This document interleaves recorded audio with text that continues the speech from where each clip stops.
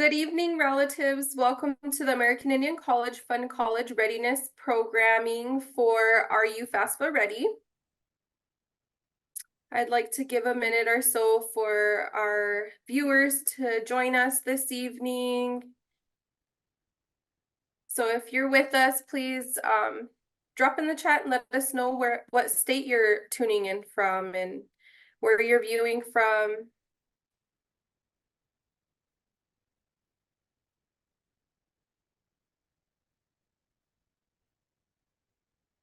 We're going to get started. Let's go ahead and go to the next slide, please.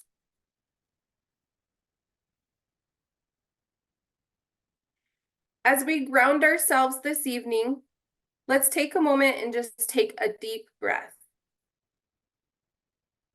Go ahead and just hold that breath and think about your day and how it went and let it go.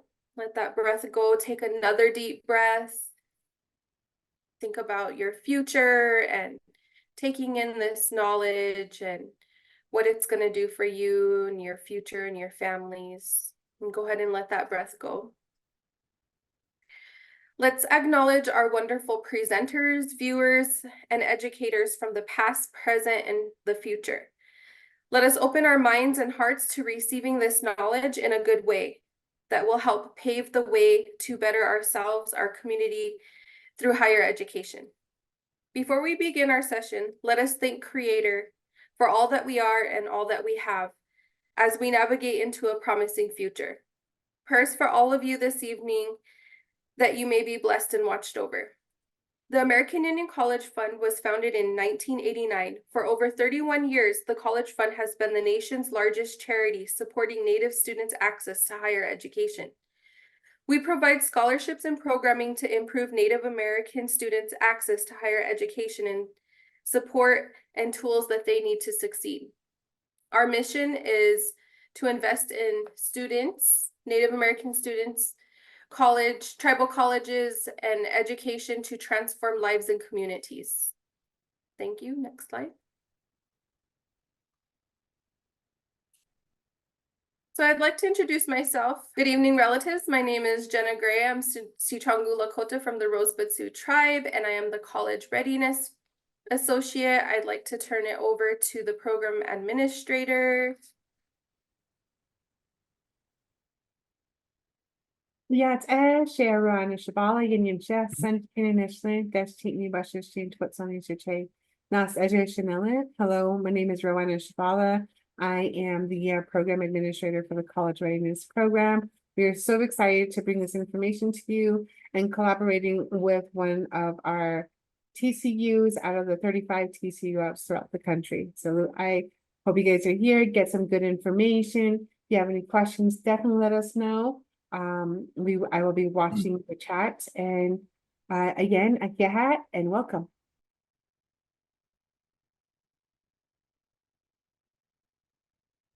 Thank you so much, Rowana. Welcome to the Are You FAFSA Ready webinar. I would like to just share with you, this is going to be some great information as we're learning the new FAFSA and just going through this this process. It's different, it's changed. You know, it's been difficult for some families, some individuals, and so I really hope that you can walk away feeling a little bit more confident, and if you haven't already, start your application and apply for your FAFSA. We have an awesome presenter who I'll introduce here shortly, and yeah, so welcome, and we're really happy to be here and provide this resource for you. Now, when we think about our future, we just have to think about taking one step at a time. You know, we want to share and provide resources for our students that can help them and help prepare them for their future as they're navigating through college and balancing life. So this presentation is about Are You FAFSA Ready? Next slide. I would like for everybody to welcome Carolyn Plumage. She resides on the Fort Belknap Indian Reservation and is an enrolled member of the Aani tribe In 1997, she attended Aani Nakota College, ANC, where she received an Associate of Science degree in business. She then transferred to the University of Montana in Missoula, where she earned her Bachelor of Science degree in Business Administration Management. Most of her experience has been working in accounting for various companies and corporations, including Youth Dynamics, Yellow County Justice Court, and Beartooth Harley-Davidson. Carolyn has been employed at ANC for the past year, working diligently to learn all about financial aid. Her favorite part about her job is helping students like you. So let's give her a warm welcome, and I'm going to be turning over the mic to her. Thank you, Carolyn. Thank you, Jenna. Welcome, everyone. And we are happy to have you here with us this evening to learn about the FAFSA. And I'm just going to basically go through my slides and present the information on the slide. And then we'll open it up for questions afterwards so we can try to get back to you. So we're going to start out with what is the meaning of FAFSA? Before each year of college, apply for federal grants, work study, and loans with a free application for federal student aid, FAFSA form. Your college uses your FAFSA data to determine your federal eligibility. Next slide. Why is FAFSA important? It is the gateway to more than $150 billion in college grants, work study funds, and federal student loans, as well as certain student-based aid. Most students receive some type of financial aid, so you should fill out a FAFSA application even if you think you do not qualify. Next slide. Do you have to pay back the FAFSA? The type of aid you receive after filling out the FAFSA determines if you need to pay it back. Grants, scholarships, and work study money do not need to be repaid, but have finite funding limits. You will need to repay subsidized, unsubsidized, and direct plus loans. Next slide. What happens if you do not use all of your FAFSA dollars? After the bills at your school are paid, however, there might be money left over. In this case, your school's financial aid or bursar's office will refund the money to you in a separate disbursement. The office may send you a check, or the money might be deposited into your checking account.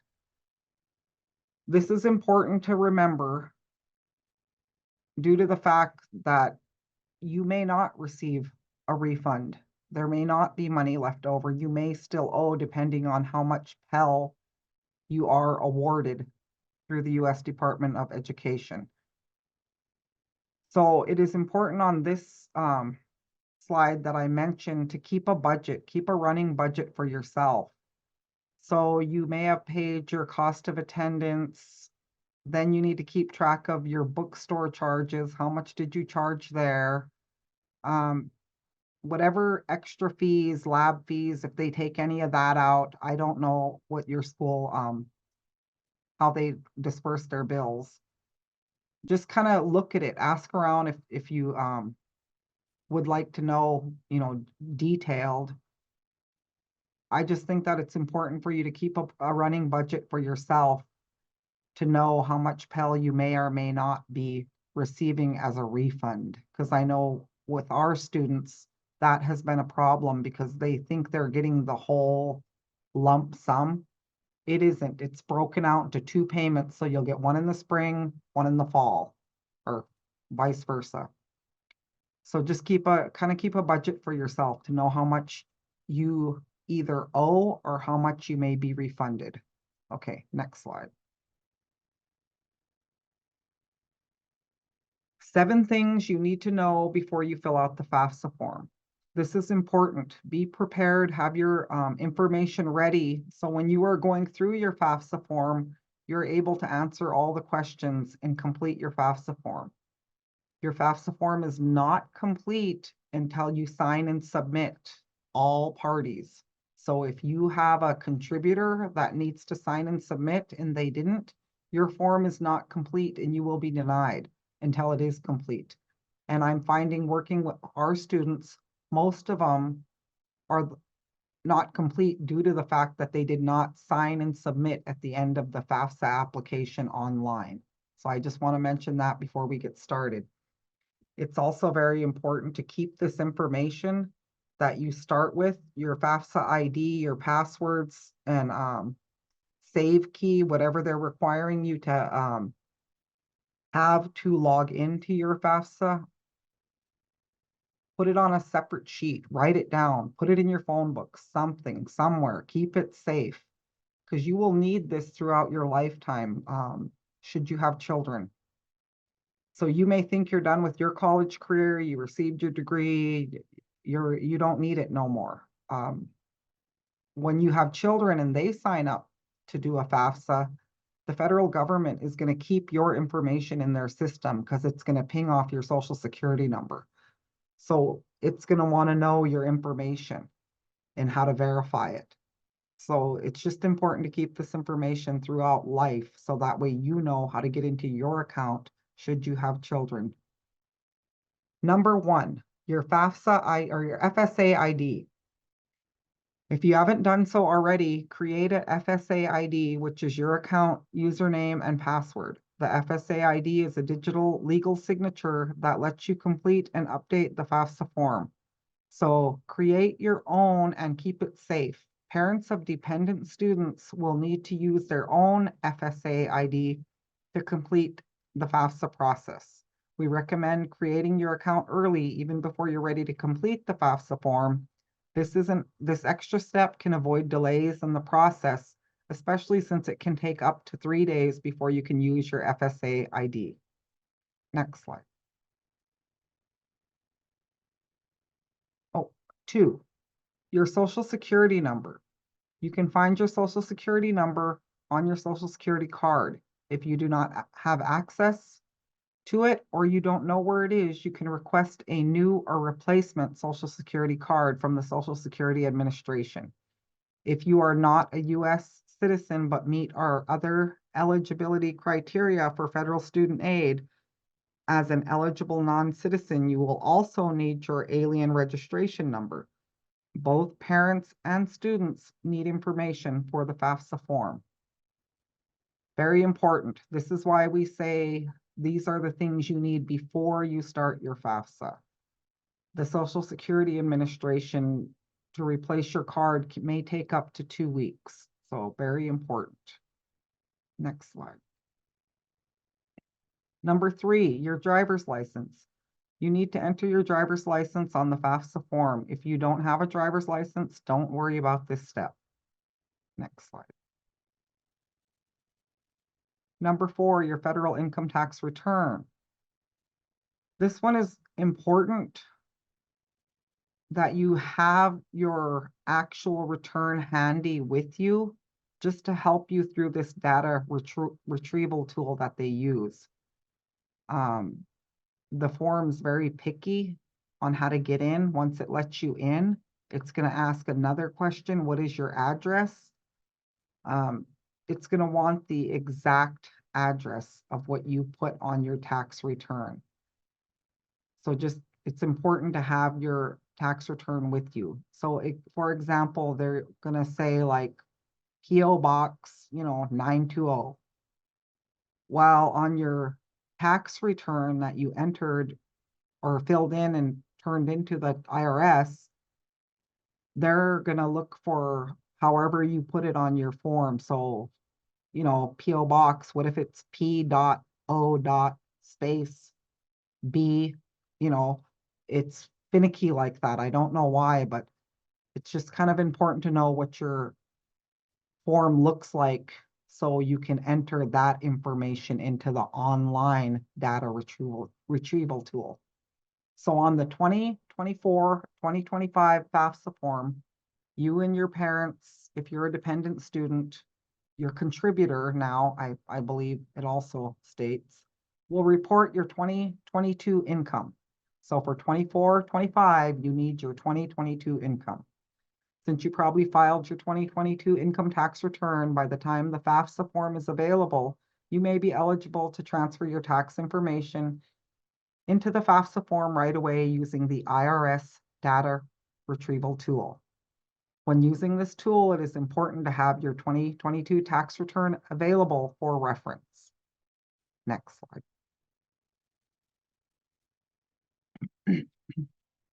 5, your records of untaxed income. The FAFSA questions about untaxed income, such as child support, interest income, and veterans non-education benefits may apply to you.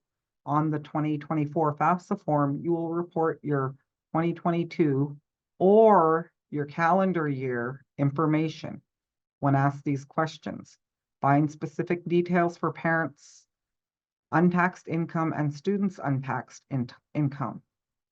So reading that again, your taxes require that tax year, and they're talking about school year for that tax year, and it does get confusing. So just kind of pay attention to what it's asking you, because a school year can go from July 1 to June 30. Well, here it's asking you to report or your calendar information. So that means it wants calendar year. Calendar year is January 1 to December 31. So as you're reading through the instructions and it's asking you these questions, it's really important to read. And I found that happening a lot with the students I work with and their parents. They come in and where's my FAFSA, or how come my Pell's not coming through, or why can't I see whatever on their form, or I can't get into it. That's the other, I can't get into it. Well, when you first open up that website begin your FAFSA on studentaid.gov, there's a tabs on the top, and one has 1 year, the other has, you look a little further down in that same paragraph, and that'll be the current year. So make sure you're clicking on the right year. So I always advise my students to read, and that's just good advice, and it helps you out in the future. So on here, it's asking for or calendar year information. Okay, next slide. Number 6, records of your assets, your money. This section includes savings and checking account balances, as well as the value of investments such as stocks, bonds, and real estate, excluding your primary residence. Report the current amounts as of the date you sign the FAFSA form, rather than reporting the 2022 tax year amounts. So this new FAFSA is going to ask you these questions, and it is going to need the answers, and it's new. Before they didn't really require this, but now they do. They're going to want to know that information. Also, with that being said, it's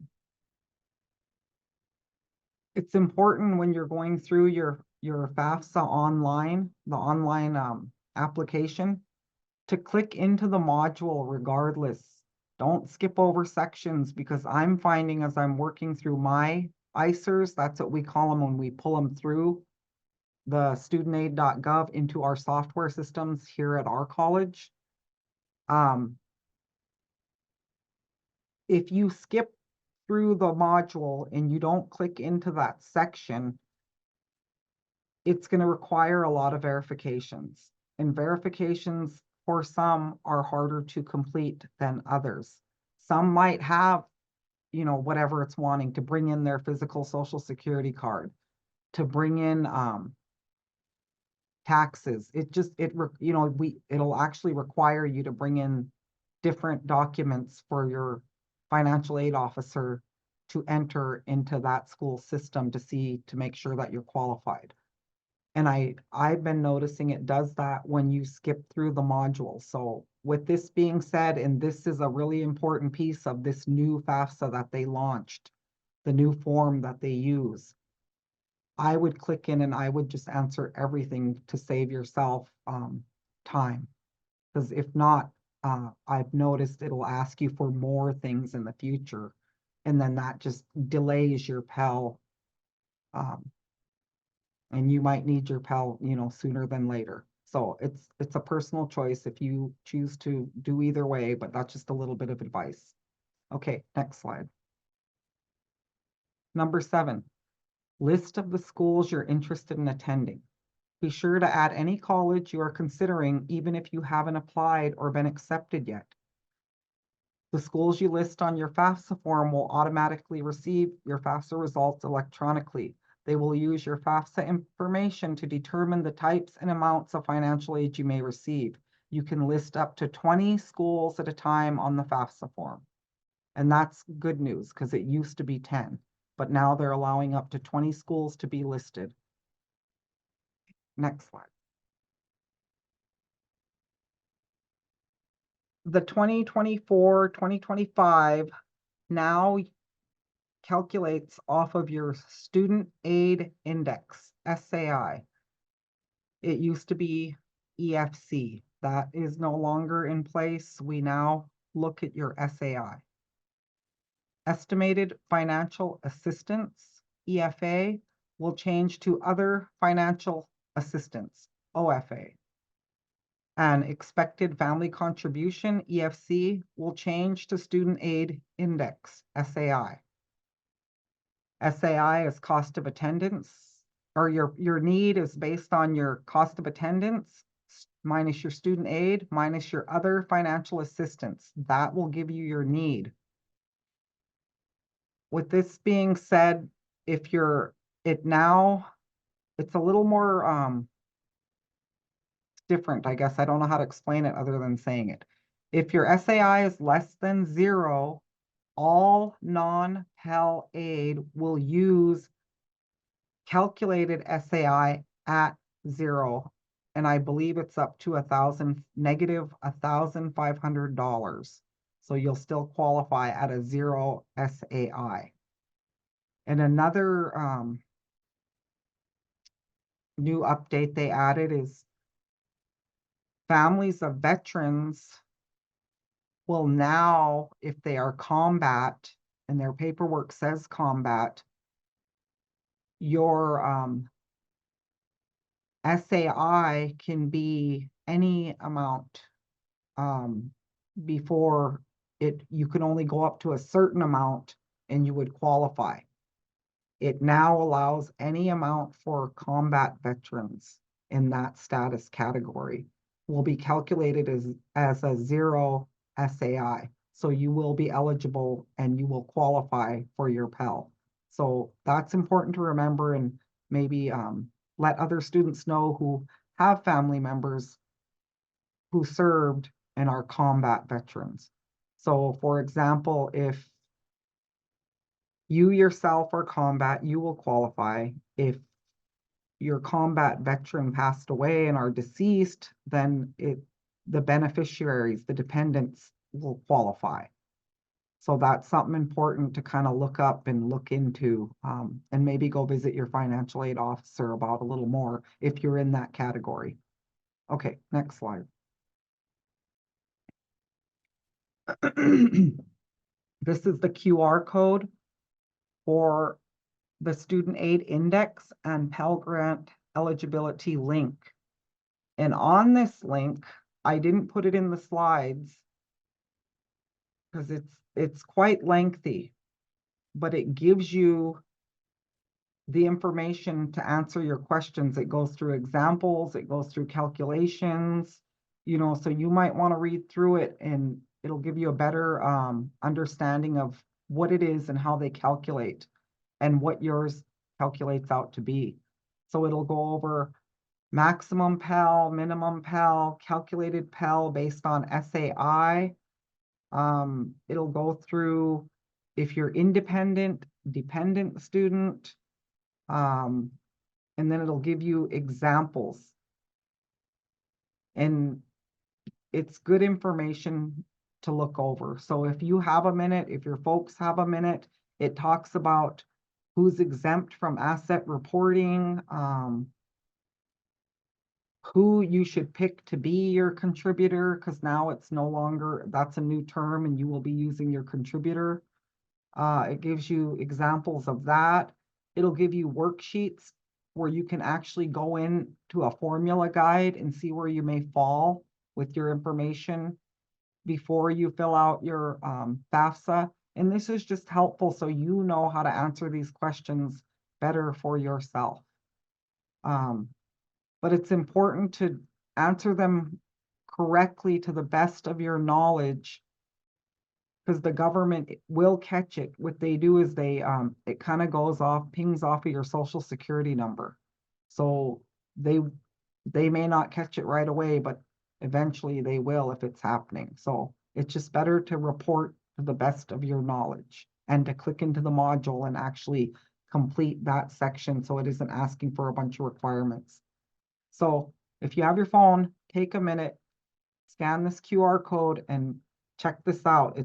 It's kind of lengthy. So give yourself time to read through it if you need help to see which section you fit into. Okay, next slide. Lifetime expectancy used, LEU. This is extremely important.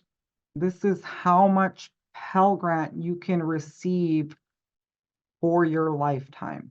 When I was going to school, I had no clue what this was. And I feel like it would have been helpful for me, especially for students who are struggling and they have to sit out a semester, or maybe they're on probation or suspension. You start worrying, you know, well, how much Pell do I have left? How much Pell? I put this slide in here so you know you can receive the Pell Grant no more than 12 terms, or the equivalency, roughly 6 years or 600%. This is called Federal Pell Grant Lifetime Eligibility Used. So what I tell my students to help them figure it, because they go off of credits, or, you know, well, I have this many credits, or I'm full-time, I'm part-time. So basically for a full-time person, how to calculate it out, just thinking about it, kind of skimming through it, 50% is a semester. So if that helps you out with your budgeting and your scheduling, you know, for yourself, for your own long-term goal, budget that out for about 50% for a full load, full-time student. Okay, next slide. Top questions regarding direct subsidized loans and direct unsubsidized loans. With this, I don't know if all schools do loans. I know our school does not. So I'm not too familiar with working with these loans, but I feel it is important to mention them.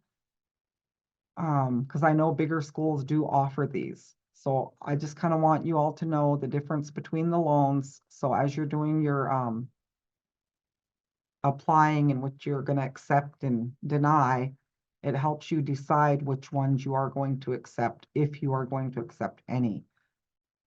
How are they similar? Both direct subsidized loans and direct unsubsidized loans are federal student loans offered by the U.S. Department of Education. They require you to be enrolled at school at least half-time to be eligible, and offer a 6-month grace period before you're required to start repayment. Your school will determine which loan types you qualify for and the amount you can borrow based on your financial need, your cost of attendance, and any other financial aid you may have received. Next slide. How are they different? The major difference between subsidized and unsubsidized loans have to do with interest. Direct subsidized loans, you won't be charged interest while you're enrolled in school or during your 6-month grace period. Direct unsubsidized loans, interest starts accumulating from the date of your first loan disbursement, when you receive the funds from your school. So myself, I would choose the direct subsidized loan before I chose the direct unsubsidized loan. And that will just help you so you're not paying on that interest. So when you're making your choice, just keep this in mind. Next slide. Okay, this one is what's changed on the FAFSA form, and I thought it was important for us all to listen to, just so we know what changes we are expecting.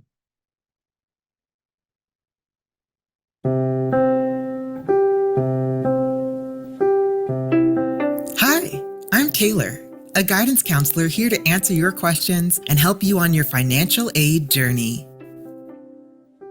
Wondering what's changed for the 2024-25 FAFSA form?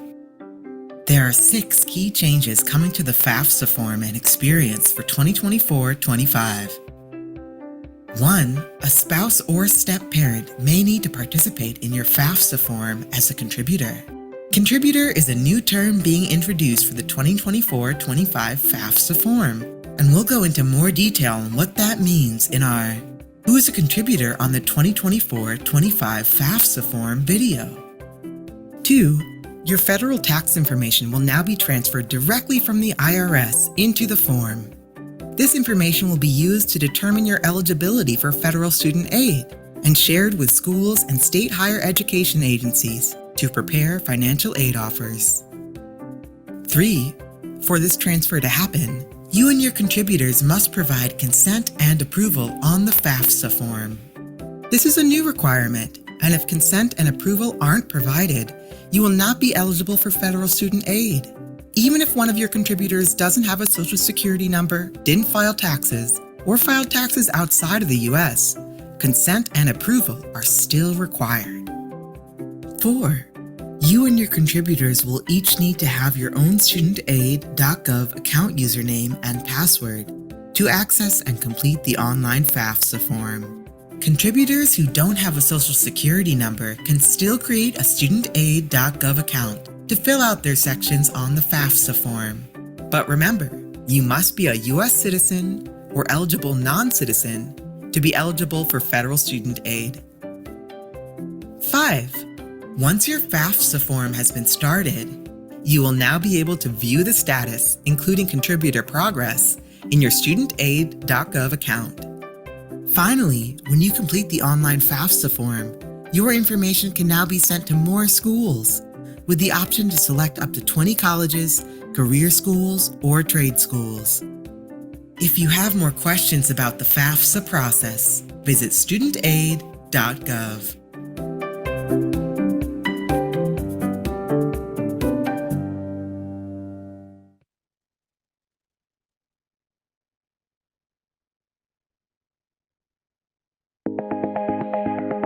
No, not this one, Joanna. It's the who is a contributor.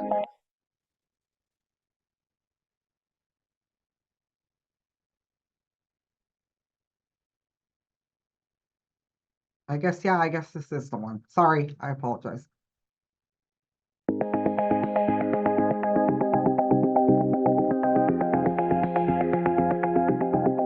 The second stop in your financial aid journey is to familiarize yourself with contributors. Contributor is a new term being introduced on the 2024-25 free application for federal student aid, or FAFSA form. Learn what is expected of a contributor and how you can prepare your contributors to participate in filling out your FAFSA form. A contributor is anyone who is required to provide consent and approval to have their federal tax information transferred directly from the IRS into the FAFSA form and a signature on the form. You, the student, are considered a contributor. Other contributors may include your spouse, your biological or adoptive parent, or your parent's spouse, a step-parent. If your family member is identified as a contributor, it does not mean that they have an obligation to pay for your education. Whether someone other than you is determined to be a contributor is based on your dependency status, your marital status, and the way you file your taxes. When you fill out your FAFSA form, you'll be asked to provide your contributor's information so that they can complete their required sections in your form. You'll need to ask for your contributor's full name, their Social Security number, if they have one, their date of birth, and their email address. You will then be able to invite them to your FAFSA form so that they can complete their required sections. Once invited, contributors will receive an email with a link that they can use to access your FAFSA form and provide the required information. Important tip: each contributor is required to have their own studentaid.gov account, so make sure you and your contributors have each created your own account before starting the FAFSA form. Consent and approval to have federal tax information transferred directly from the IRS into the FAFSA form are also required for all contributors. If consent and approval are not provided, you will not be eligible for federal student aid. Have conversations with family members who may be identified as a contributor to make sure they understand their role and to avoid any issues when completing your FAFSA form. To continue preparing for the FAFSA form, check out our next video in this playlist to learn how to set up your studentaid.gov account. And remember, for additional information and answers to your questions, visit studentaid.gov.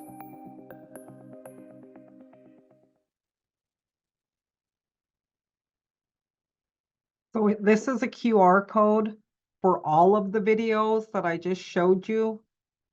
And there are different videos for each question. So if you have questions, scan this code, go look through the videos and see if they can help answer some of your questions. Also, I forgot to say earlier, as you're setting up your ID, your FS ID, you need a working phone because they're going to need a text to code, and you need a working email. I find with our students, this is also a little barrier to finishing their FAFSA because they do not have a phone or they do not have an email. So it's important to set one up ahead of time if you need to.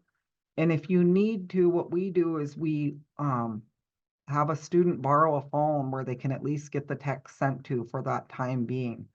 But if you are able to, I would use someone's phone, whoever you use for emergency contact or something. Ask them if they could please, let you use their phone, because I know that's important, because you can't go any further without that code. And also in the video, it says to talk to your contributor ahead of time.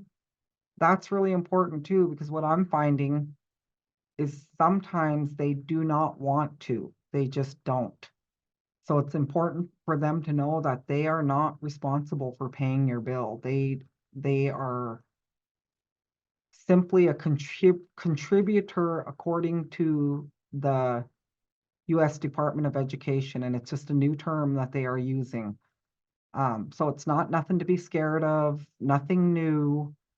It's just something that they require. So it's important that you get that, because you do not want to be an eligible reject. That's how us financial aid officers see them come through on our end. And all that means is your contributor did not sign and submit. It goes back to that. And they're going to need their own phone and email address also, so they can get that code sent to them so they can actually get into their account. Okay, next slide. Here is the link address to the FAFSA form. Here's where you will go to look to see where, if you have questions or if you're actually going to fill out the form itself. This is also on there. And here's where I was talking about it's important to read, because this is where you're going to see on that page when you bring it up, it's going to have those different years. So make sure you're clicking in the correct year. And with that, I think I presented everything that I have, and I appreciate you taking your time out to listen to me. And if you are in the middle of doing finals, if you're a student, or not finals, midterm, I wish you good luck. Hang in there. We need you. We have to stick together, and we need to work together. With that being said, have a good evening. Thank you so much, Caroline. We appreciate you. We appreciate your expertise. This would be a great time for our viewers that are online with us. If you have a question you would like to drop in the chat, we'll give you about a minute or so. There's something that you've just been wondering about, or if you're on like freeze mode because you're not sure what the next step to do. Please put it in the chat. This would be a great time. This is a real financial aid officer, so let us help you in any way possible. In the meantime, you can follow us on Twitter, Facebook, Instagram, Snapchat. We have all of the social media platforms. Just type in @Native Pathways and we'll come up. Please follow us for upcoming programming, not only from our department, but all across the board. The Student Success Services always shares out all their information on the Native Pathways. All right, great. It looks like we have a question. It says, is there a way you find out how close you are to your lifetime Pell Grant limit? Yes, there is. Your financial aid officer at your institution will have access to your information. Like we said, you can list up to 20 schools. When you list that school, whatever school you listed, they are able to log in because that information is sent to that school. So I would go see your financial aid office and talk to your officer and ask if they can log into COD. COD is Common Origin and Disbursement. That is a branch of the U.S. Department of Education, and that is who releases your actual Pell Grant monies. Awesome. Thank you for the great question, Tabitha. Yeah, good question. Does anybody else have any questions?